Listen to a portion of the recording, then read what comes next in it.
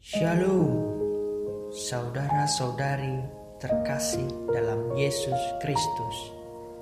Inilah Injil suci menurut Lukas.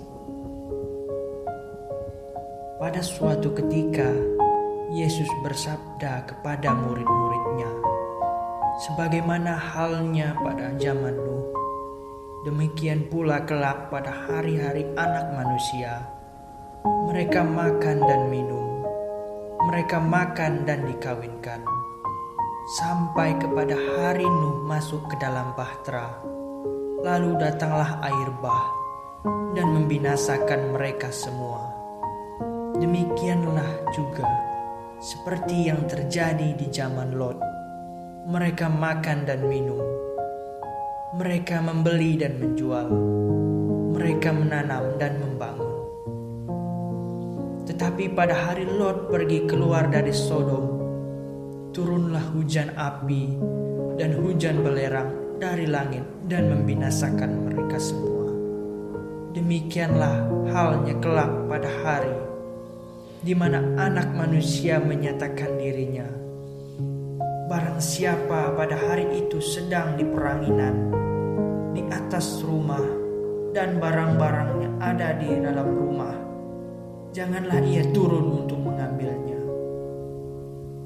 Dan demikian juga orang yang sedang di ladang, janganlah ia kembali.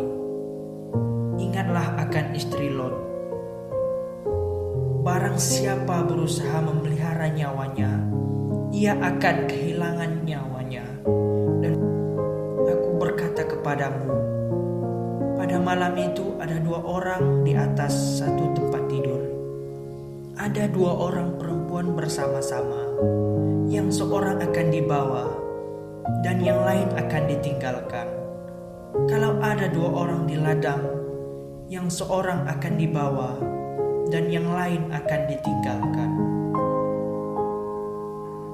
Kata mereka kepada Yesus, "Di mana Tuhan?"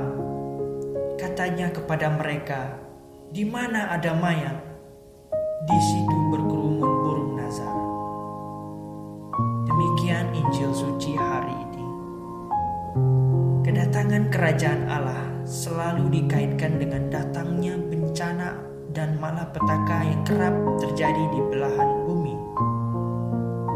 Mengapa selalu ada kecenderungan untuk mengkaitkan bencana dengan hari kiamat? Harus diakui, Yesus sendiri menyebutkan hal ini berulang-ulang saat mengajar di bait Allah maupun di hadapan para muridnya. Akan tetapi, seringkali kita lupa atau sengaja lupa bahwa Yesus selalu mengingatkan akan ada tanda-tanda alam yang akan menyertai kedatangan kerajaan Allah. Tetapi tentang kapan persisnya, Yesus selalu mengatakan Anak Manusia pun tidak tahu kapan datangnya kerajaan Allah itu. Maka Yesus melanjutkan pengajarannya, berjaga-jagalah. Dalam Injil hari ini, Yesus mengingatkan bahwa orang di zaman Nabi Nuh tidak diselamatkan karena hidup menurut kehendak mereka sendiri. Begitu juga di zaman Lot, mereka hidup dalam kesesatan duniawi, maka mereka binasa. Hidup dalam terang Allah, itulah jaminan kita memperoleh hidup kekal. Bagaimana dengan hidup kita saat ini? Masih adakah ruang dan waktu dalam hidup kita di zaman milenial ini, di mana otak dan hidup manusia dibanjiri dan dijejali dengan berbagai tawaran yang menggiurkan lewat media sosial, yang justru seringkali membuat kita merasa capek dan kehilangan gairah hidup?